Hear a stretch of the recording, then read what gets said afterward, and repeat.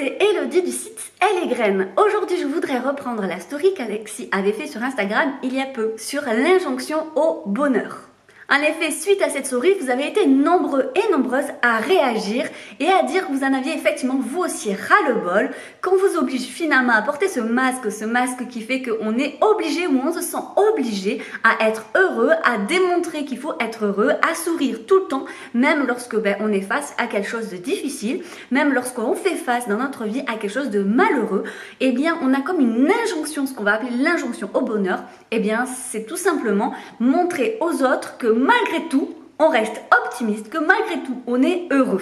Alors bien sûr, ça paraît évident que de voir le verre à moitié plein et d'être optimiste aide forcément dans la vie de tous les jours. Effectivement, ça nous remplit d'énergie positive, ça nous permet d'être bienveillants plus avec les autres et plus envers soi-même, ça nous permet de relativiser au quotidien, bref, ça emmène forcément de choses totalement bénéfique pour nous et pour notre entourage et notamment par rapport aux enfants. Oui mais voilà, ça devrait pas être une injonction. Alors déjà j'aimerais reprendre avec vous la définition de ce qu'on appelle nous l'injonction au bonheur. L'injonction c'est tout d'abord se forcer à faire ou se forcer à être.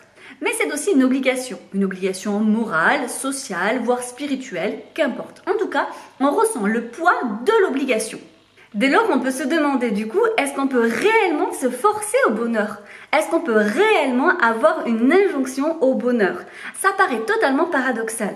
En effet, le bonheur c'est quoi? Le bonheur, ça vient d'abord avec des émotions. Ça prend source dans des émotions. Alors ça, c'est vraiment très subjectif le bonheur. En tout cas, ce qui est sûr, c'est qu'il ne peut pas se contrôler. Il ne peut pas effectivement être obligatoire puisque les émotions ne se contrôlent pas. C'est bien pour cela d'ailleurs qu'on a tant du mal au quotidien à gérer nos émotions. Si tu suis la chaîne Elle et Graines, tu sais que je déteste par-dessus tout cette expression. Mais elle explique cependant bien le fait qu'une émotion, tout comme le bonheur, ne se contrôle pas. C'est naturel parce que nous sommes des êtres humains. Finalement, l'injonction au bonheur, ça serait mettre comme un pansement sur une plaie qui est ouverte. Alors certes, on ne voit plus la plaie, mais ça n'empêchera pas de saigner. Cependant, beaucoup d'entre vous vont se dire « oui, mais si on se force pas un petit peu, ça va être compliqué après d'être heureux. Bref, faut se donner un petit peu l'élan et après ça va aller. » J'ai envie de dire, voyons voir ce que ça donne dans la pratique. Que se passe-t-il quand on se force à être heureux? Quand vraiment on va mal, mais qu'on se dit « allez, je vais faire bonne figure, je vais sourire, je vais rire, bref, je vais quand même être heureux parce que j'en ai envie. » Eh bien, qu'est-ce qui se passe? Alors oui, vous pouvez sourire, oui, vous pouvez rire, effectivement, ça peut fonctionner. Cependant, ça n'effacera jamais l'émotion qui est en vous. L'émotion que vous voulez effacer, l'émotion que vous voulez contrôler, l'émotion que vous voulez oublier. La preuve en est, c'est qu'en règle générale, malgré les apparences, on est quand même plus susceptible, plus fatigué. Bah oui, ça fatigue de faire semblant. On a moins de patience, on se met plus vite en colère et on peut même se mettre à pleurer alors que pour les autres, ils ne comprennent pas pourquoi. Bref, tu l'auras compris, même si tu veux faire semblant, ça n'empêche pas que l'émotion qui est en toi, eh bien, elle a besoin d'être écoutée et elle a besoin d'être accompagnée. Et en plus de cela, j'ai envie de te demander, mais quel exemple tu donnes à tes enfants?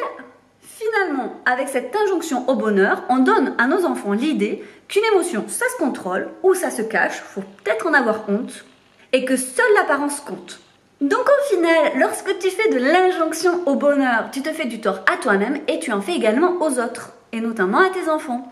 Puisque tu refoules des émotions, et j'en avais un petit peu parlé lors de mon direct sur Instagram, où j'expliquais effectivement comment on part du refoulement à l'apparition d'une névrose.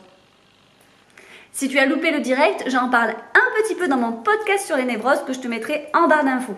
Du coup quoi? Eh bien l'injonction au bonheur, on peut dire que c'est totalement l'opposé de ce que tu souhaites. C'est-à-dire ton épanouissement personnel. Alors tu vas me dire, oui bon mais c'est bien gentil, mais je fais comment? Eh bien c'est facile, on assume, on s'exprime, on le dit, que ce soit par la parole ou par le corps ou par écrit. Bref, en tout cas on écoute ses besoins et on accompagne les émotions qui vont avec. On n'est pas des robots et ça il faut bien l'admettre parce que vouloir justement être comme des robots, c'est perdre carrément notre humanité. Puisqu'on en perd d'une part toute empathie, mais aussi notre autocompassion. Et rappelons-le que pour le Dalai Lama, l'autocompassion est bien plus importante que la confiance en soi ou l'estime de soi et c'est ce qui permet justement de grandir sereinement dans le monde et envers soi-même. C'est pas beau ça?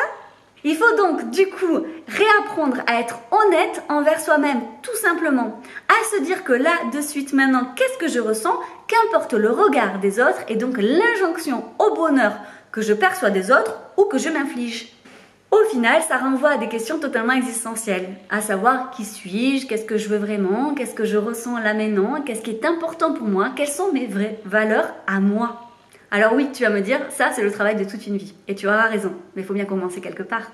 Et si tu commençais aujourd'hui? Voilà, c'était une petite vidéo sur l'injonction au bonheur. Si elle t'a plu, n'hésite pas à la liker, à la partager, à nous rejoindre sur tous nos réseaux sociaux, que ce soit Facebook, Instagram, on est même également sur Buzzy, donc Steemit. Et sur ce, je te souhaite une très jolie journée.